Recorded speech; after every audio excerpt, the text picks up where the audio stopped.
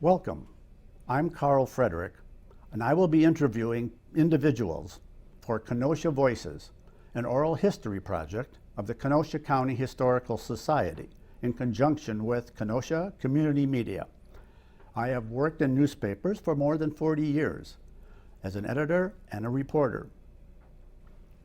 38 and a half of those years were at the Kenosha News.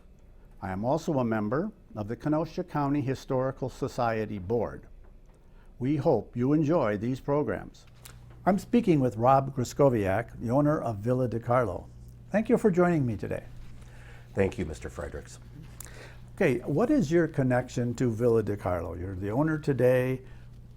What have you been? What was your first job there? How long have you owned it? What can you tell us? My first job started in 1977. I was 12 years old, and I started out as a dishwasher and a butcher apprentice. Okay, and what did a butcher apprentice job look like? We made sausage, we hand-cut pork chops, lamb chops, we made hamburger, we made the pizza sausage, we made links, we cut steaks, porterhouses, T-bones, New York strips, all by hand. Okay, and then as you grew with Villa de Carlo, what other jobs did you have? After that, I started, when the butcher retired, I trained other people to do that, although I still did it part-time. And then I would do the order taking for groceries and bookkeeping. Okay. And how long did all that last? That lasted into the 90s until I purchased my own pizzeria. And where was that? That was at 5020 60th Street, and it used to be a PDQ, and I divided it into two spaces. One half was Carl's Pizza. My mother let me use the name. And the other half, I put a laundromat in. Okay. And you mentioned your mom used the name Carl's Pizza. What is your family relationship to the original person, Carl? My mother married Carl in, I believe it was 1977, so he would be my stepfather. Okay. Can you tell me, or what can you tell me about the origination of Villa de Carlo, how Carl's Pizza came to be and the store, the restaurant being downtown? In 1957, Carl had a tavern called the Dog House in the Columbus Park area. And he catered to Nash and then later on AMC workers, and he had beef sandwiches and Carl's Pizza. Then in 1962, unfortunately, tragically, the owner of Molinaro's at 5146th Avenue came to an untimely end, and Carl purchased that building and business and expanded his food menu. He used a lot of their food choices and employees. Okay. And did he close the Dog House when he moved downtown? Yes. Okay. Yep. He sold that building and moved downtown. All right. Yes. And where did Carl Ruffalo decide to make pizza, decide to be a restaurateur? He was in World War II. He was in the Navy, and then afterward things were booming, and then of course Nash Motors reopened after the war effort, and a best friend of his had started a bar in town, Chet Torcaso, to great success, and they helped him start out in Kenosha. Okay. And his initial primary focus was pizza. Why was that? That was something totally new. I mean, it had been around, but American Italian pizza started to really flourish after World War II. It's not like the pizza you see in Italy or the stuff that came before. Okay, so what was his pizza? Thin crust cooked on stone ovens with cornmeal, like they would cook bread, Italian bread was cooked in stone ovens, their loaves. Okay. So he moves downtown. He establishes a bigger menu using recipes from Molinaro's restaurant, Yes. keeping the people. And how did that develop over time? This was what year did he move into that place?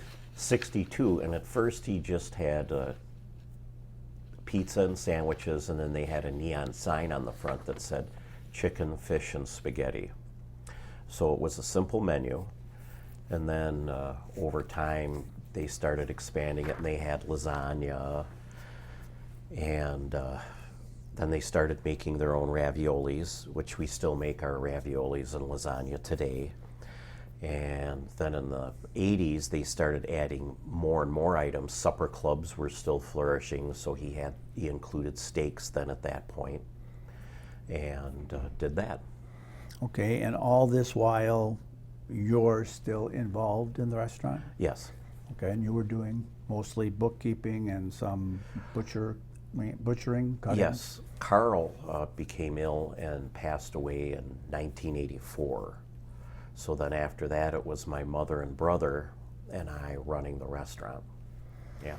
Okay, and you had another life. I mean, you did something more than just the restaurant? Yes, when I was in my late 20s, I purchased a 3-unit in downtown Kenosha, right down the road from the restaurant. And in fact, I'm residing there again today.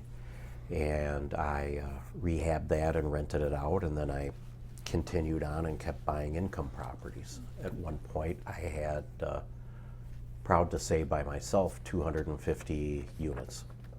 And a lot of help from my wife, and my mother was very gracious and flexible with the work hours, and had a lot of good people behind me. Okay, and how long did the restaurant on 60th Street continue? We had that for, it was either 10 or 12 years. And then I had somebody that wanted to buy the building, and the price was so nice that I was getting burnt out at the time with all the apartments and working full-time at that pizzeria and laundromat, and then working part-time at the restaurant, that I kind of regret it now. I sold it. Mm-hmm. Yeah. Okay, and then how long did your mother run it with her brother? She ran it up until 15 years ago, and then asked if I wanted to buy it, All right. which I did. And you did. And today, is it different than it was when Carl owned it, when your mother owned it? No, if they walked in the door, well, my mom still walks in the door, but if Carl walked in, it would be, we've remodeled a little bit, but the menu's still the same, and the food prep and everything is just the same as it was when I started there. Okay, so you mentioned the sign outside of the restaurant, fish, chicken, and pizza. Chicken, fish, and spaghetti. Oh, I'm sorry, yes. That's not there anymore. Right, but the menu changed from those 3 items. How many items did the menu grow to? We've got about 40 on there. We have been trying to reduce it a little bit for efficiency, and then the items that we do take off the menu will have as specials. Okay. And you mentioned Carl's Pizza in terms of how it was made. So the defining item, the defining thing about Carl's Pizza was the crust. It's the thin stone-cooked crust with the cornmeal underneath. Okay. Yes. And simple toppings after that, not elaborate? That's another thing. It used to be just cheese and sausage, and cheese and pepperoni when he first started out. Mm-hmm. And now we've got about 20 different ingredients as well. Okay. So. And what are your favorite dishes at the restaurant? Pizza, ravioli, and the lasagna. Okay. How about your customers? What are their favorites? Hands down, it's the pizza, but then we go through a lot of pasta, ravioli, and lasagna as well. Okay, where do your customers come from? Kenosha, and we're starting to get more from the outlying areas on the west side, and then a lot of people from Illinois, like Zion and Waukegan, come. We get a lot of customers from there. Okay. And how did COVID affect the restaurant? That was terrible. We were shut down for half a year, and then we just started doing carryouts, which flourished. We would leave our orders by the doorstep and call them, and that's what kept us alive. It was, we just did deliveries for 2 years, year and a half, I mean. And then when it came time to reopen, a lot of our old employees came back, and it was a struggle getting more to come in, but now we're doing really good. Do you still deliver after COVID? Yes. Okay. How far afield do you deliver? The city of Kenosha? We're stuck down by the lake, so we'll deliver to Highway 31 a few blocks over. Mm-hmm.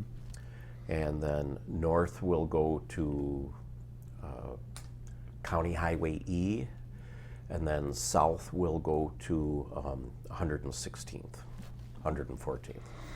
Okay.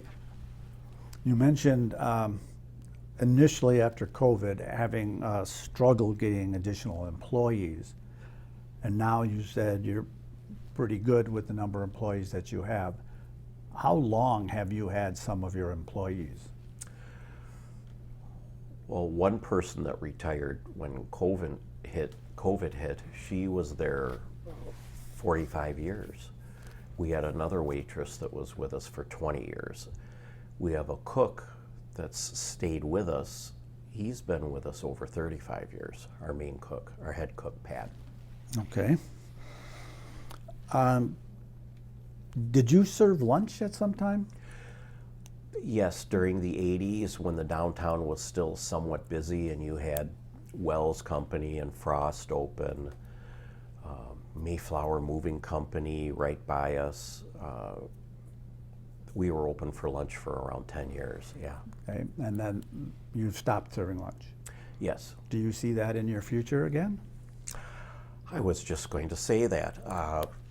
The city right now is online to put 2,000 units, living units, condos and apartments, 2 blocks away from us to the south.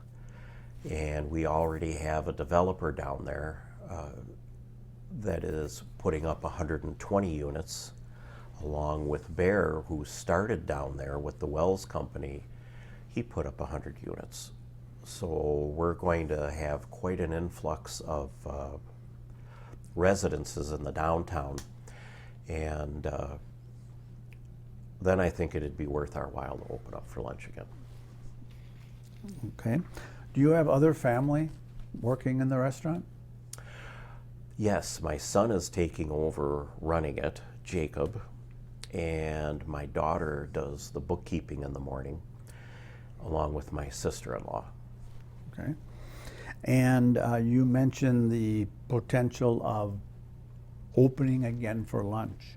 What else do you see in the future for Villa de Carlo? We're also looking at, I missed my west side delivery location. We're looking at the possibility of taking our deliveries and putting them again in a west side location. And is there anything that you used to do that you no longer do within the restaurant, or some things that you have continued to do year after year in the restaurant? You mentioned you still make the ravioli, you still make the lasagna, you still cut your own meat, you still do? Well, actually, the steaks we don't cut anymore. I still have my bone saws and knives, but what we do is we'll buy them portioned and cryovacked, which not only is it's a little more expensive, but it's great for inventory. There's less waste. They age better. It's more sanitary, hygienic.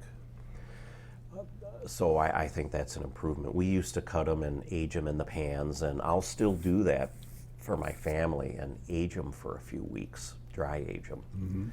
But in this day and age, I think it's better to get them prepackaged. Well, thank you for talking with me today. Thank you for listening.